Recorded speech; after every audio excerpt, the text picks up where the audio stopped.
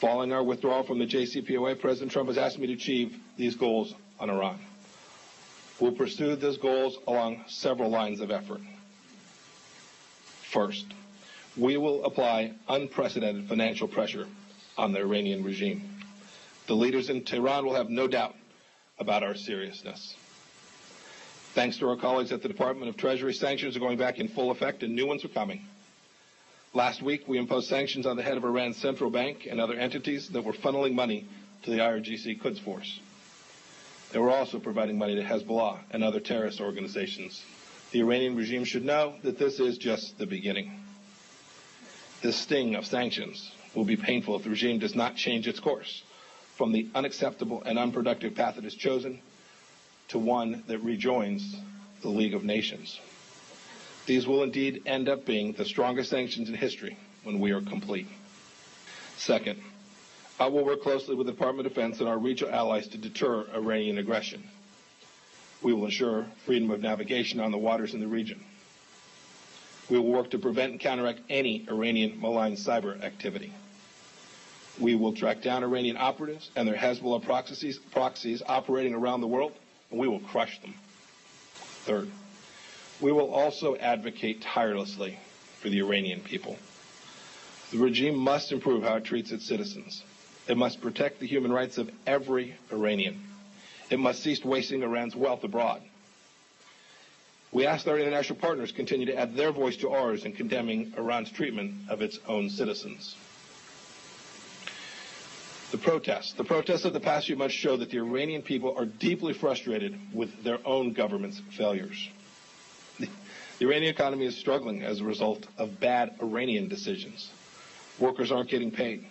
Strikes are a daily occurrence, and the rial is plummeting. Youth unemployment is at a staggering 25%.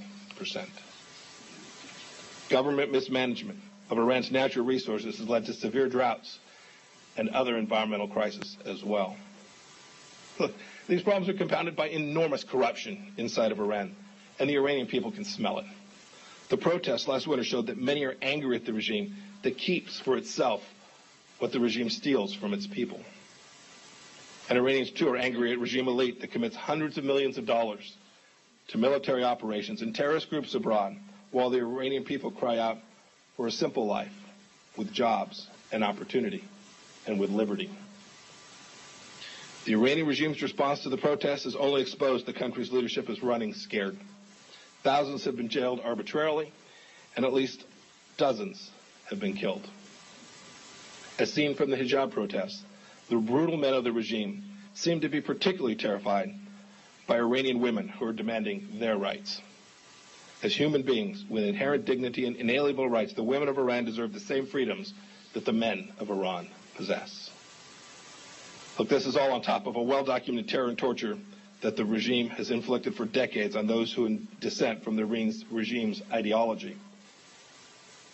The Iranian regime is going to ultimately have to look itself in the mirror. The Iranian people, especially its youth, are increasingly eager for economic, political, and social change. The United States stands with those longing for a country of economic opportunity, government transparency, fairness, and greater liberty. We hope, indeed we expect, that the Iranian regime will come to its senses and support, not suppress, the aspirations of its own citizens. So what should it be? We must begin to define what it is that we demand from Iran. First, Iran must declare to the IAEA a full account of the prior military dimensions of its nuclear program and permanently and verifiably abandon such work in perpetuity. Second, Iran must stop enrichment and never pursue plutonium reprocessing. This includes closing its heavy water reactor. Third, Iran must also provide the IAEA with unqualified access to all sites throughout the entire country. Iran must end its proliferation of ballistic missiles and halt further launching or development of nuclear-capable missile systems. Iran must release all U.S. citizens, as well as citizens of our partners and allies, each of them detained on spurious charges. Iran must end support to Middle East terrorist groups, including Lebanese Hezbollah, Hamas, and the Palestinian Islamic Jihad.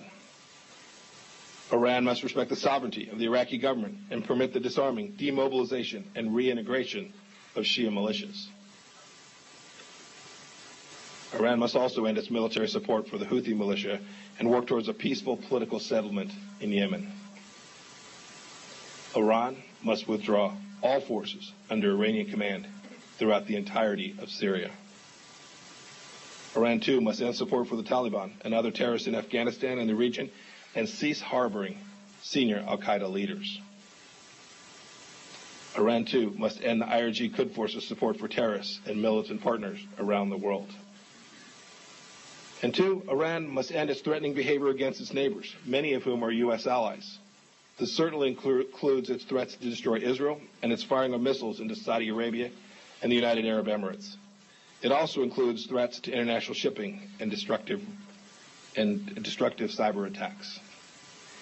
You know, that list is pretty long, but if you take a look at it, these are 12 very basic requirements. The length of the list is simply a scope of the malign behavior of Iran. We didn't create the list. They did.